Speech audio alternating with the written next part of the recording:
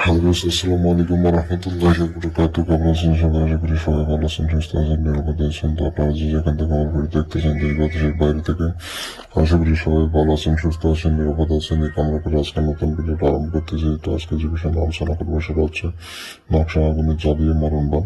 তো এই মরণবানটা আপনি যে কোনো সত্যের উপর প্রয়োগ করতে পারবেন, কোনো বাধ্যবাধকতা নেই। আপনি যখন প্রয়োগটা করবেন, শুধুমাত্র নকশাটা আগুনে জ্বালানোর মাধ্যমে আপনি শত্রুকে ধ্বংস করে দিতে পারবেন চিরতরের জন্য। তাছাড়া আপনার কোনো কাজ থাকতেছে না, আপনার কিছু করতে হবে না। শুধুমাত্র নকশা আগুনে জ্বালানোর মাধ্যমে শত্রু যেখানে থাক, কাছে থাক, দূরে থাক, পৃথিবীর শেষ পর্যন্ত থাক, যেখানে যে অবস্থায় থাক না কেন, আপনি কাঙ্ক্ষিত রেজাল্ট পেয়ে যাবেন। এরকম রকম সমস্যা আসবে না।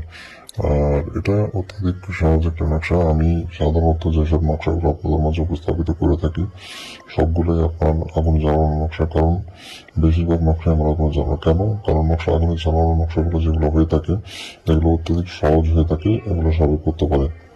আর যখন আমি কঠিন ভিডিও বানাবো, কঠিন নিয়মের ভিডিও বানাবো নকশা, তখন কিন্তু আপনারা কাজ করতে পারবেন না, ব্যর্থ হবেন, আপনার জন্য খুবই কঠিন হয়ে যাবে, হার্ড হয়ে যাবে। তো এই ক্ষেত্রে আমি যেটা ঘেটে ঘেটে যেগুলো সহজ তদবির সেগুলো আপনাদের মাঝে বিস্তারিত করতে পারি, যাতে আমার ভিউয়ার্সরা সুন্দর করে কাজগুলো করতে পারে এবং সুন্দরভাবে প্রয়োগ করতে পারে। যার কারণে আমি সহজ নকশাগুলো খুঁজে বের করে আপনাদের মাঝে বিস্তারিত করি, যা অন্য কোনো তান্ত্রিক করবে না। যারা কঠিন নকশা দেয় তাদেরকে বলবো যে ভাই আপনার কেন ওগুলো কঠিন ভিডিও বানাবেন। যারা দর্শকরা যদি বুঝতেই না পারে, কাজ করতে না পারে, তাহলে ওগুলো কঠিন ভিডিও বানাতে লাভ নাই। আমার কাছেও কঠিন কঠিন নিয়মের নকশা আছে, কিন্তু এগুলো দিলে তো আপনারা কাজ করতে পারবেন না। এই জন্য সহজগুলো দিয়ে থাকি। তো অনেক ভাই বোন বন্ধুরা আছেন যারা সত্যের জ্বালায় অতিষ্ঠ হয়ে গেছেন, বিভিন্নভাবে ক্ষমতাগ্রস্ত হচ্ছেন, সত্যের জ্বালা বাঁচতে পারছেন না। আপনাকে কটু কথা বা মারামারি, গ্যাঞ্জাম, বিভিন্ন ধরনের সমস্যা হয়ে থাকে।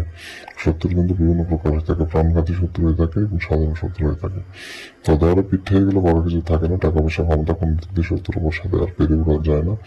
তেমন অবস্থা যদি হয়ে থাকে তাহলে আপনি বানটা প্রয়োগ করতে পারবেন। শত্রু যেখানে যে অবস্থা থাক না কেন, ওখানে শত্রুর উপর বানটা প্রয়োগ হয়ে যাবে। 100% গ্যারান্টি যুক্ত কাজ, এগুলো কোনো রকম বিষয় হবে না। তো আপনারা যারা আমার চ্যানেলে নতুন প্রথমবারের মতো আমার ভিডিও দেখতেছেন, অবশ্যই চ্যানেলটা সাবস্ক্রাইব করে রাখবেন এবং পাশে থেকে বেল আইকনে ক্লিক দিয়ে নোটিফিকেশন অন করবেন। এতে করে পরবর্তী সব নতুন নতুন ভিডিও দেখতে পাবেন সবার আগে। তো ভিউয়ার্স, আমার মতো সহজ করে আপনাদের কেউ বুঝিয়ে দেবে না। আমি যেভাবে আপনাদের বুঝাই, অন্য কোনো তান্ত্রিককে আপনাকে এত সুন্দর করে বুঝিয়ে দেবেন। আপনারা তো আমার ভিডিও দেখেন আর 10টা মানুষের ভিডিও দেখেন, আপনারা কম্পেয়ার করবেন, তুলনা করবেন যে কার ভিডিও কেমন হয়। তো আমি ভাংসাং কথাবার্তা বলি না, যেটা সত্য সেটা আপনাদের মাঝে উপস্থাপিত করে থাকি। যাই হোক, বেশি কথা বলবো না। আপনারা যারা এই কাজটি প্রয়োগ করতে চান, স্ক্রিনে যে মূলত নকশা দেখতে পাচ্ছেন, এই নকশা দিয়ে আপনাকে মূলত কাজটা সম্পন্ন করতে হবে। এই নকশা দিয়েই কাজ করতে হবে। এটা সে বহুল পরীক্ষিত পাওয়ারফুল নকশা, এটাই মঙ্গলবারের নকশা। তো আপনি এই নকশাটা সাদা কাগজের উপরে লাল অথবা জাফরান কালি দিয়ে লিখে ফেলতে হবে। সাদা কাগজের উপরে লিখতে হবে, আর লাল কালি আপনারা ব্যবস্থা করে লিখে ফেলবেন। আর যে কাগজের উপর নকশাটা লিখবেন, কাগজটা যেন পাক পবিত্র হয়, কোনো রকম নোংরা আবর্জনা যেন কাগজে পরে না থাকে, ফ্রেশ হতে হবে, পবিত্র হতে হবে এবং আপনি নিজে পাক পবিত্র থাকবেন।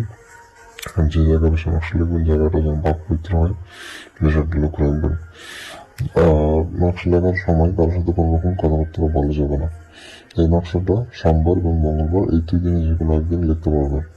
এই 2 দিন ব্যতীত অন্য কোনো দিনে যদি নকশা দিয়ে কাজ করেন তাহলে নকশা কাজ করবে না।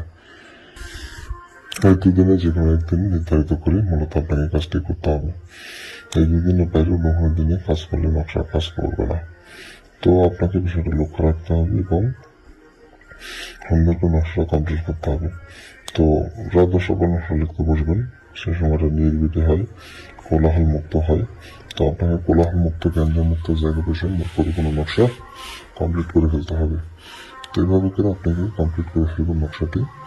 তো যখন নকশা লিখবেন, কেউ যেন আশেপাশে না থাকে এটা লক্ষ্য রাখবেন, কারণ কেউ থাকলে গ্যাঞ্জাম হয় এবং নকশাটা অঙ্কন করলে কাজ হয় না। তো এই বিষয়টা আপনাকে লক্ষ্য রাখতে হবে। তো এটা মাথায় রাখবেন এবং মাথায় রেখে মূলত কমপ্লিট করবেন নকশাটি। তো ভিউয়ার্স, যখন নকশা লিখবেন আর স্কেল ব্যবহার করবেন, স্কেল ব্যবহার করে দাগ টেনে সুন্দর করে নকশা লিখবেন, কোনো রকম তেরা দেখা বা 19-20 যাতে না হয়, এটা মাথায় রাখবেন। কোনো রকম তেরা দেখা বা 19-20 না হয়, এটা মাথায় রাখবেন। তো এভাবে করে মূলত আপনাকে সম্পূর্ণ নকশা কমপ্লিট করতে হবে। তো যখন আপনার নকশা লেখা কমপ্লিট হয়ে যাবে তখন নকশার নিচে আপনাকে নাম দিতে হবে। নকশার নিচে দিবেন শত্রুর নাম, তার নিচে তার পিতার নাম, তার নিচে তার ঠিকানা।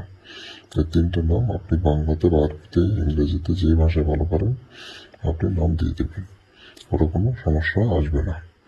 তো সুন্দর করে নাম দিয়ে দিবেন, দেওয়ার পর সুন্দর করে নকশাটা প্রস্তুত করে নেবেন। এইটুকুই মূলত কাজ, এটা কঠিন কোনো বিষয় নয় যে আমি কঠিন নিয়ম বলতেছি। তারপরে বুঝতে সমস্যা হলে কমেন্টে জানাবেন। তো এভাবে করে মূলত কমপ্লিট করে ফেলবেন। নকশা লেখা হয়ে গেলে নকশাটা আপনাকে জাগ্রত করতে হবে। সূরা নাস একবার করে নকশার উপর ফু দিবেন, সূরা নাস একবার করে নকশার উপর ফু দিবেন, নকশা জাগ্রত হয়ে যাবে। তো জাগ্রত করার পর এই নকশাটা আপনার কিছু করার লাগবে না, আগুনে জ্বালাই দিবেন। কোনো কিছু না, সাথে সাথে আগুনে জ্বালাই দিবেন, সাথে হাতে কোনো সময় লাগবে না, সাথে সাথে আগুনে জ্বালাই দিবেন। আপনার কাজ শেষ, আপনাদের কিছু করতে হচ্ছে না। এখন আপনি সুন্দর করে নকশা কাজ করতে পারবেন। আপনার কাজ কমপ্লিট, আপনি শুধু অপেক্ষা করবেন রেজাল্টের জন্য। শুধুমাত্র রেজাল্টের জন্য অপেক্ষা করবেন, আর কিচ্ছু করতে হবে না। এইটুকু কাজ করে রাখবেন, আর কিছু করা লাগবে না।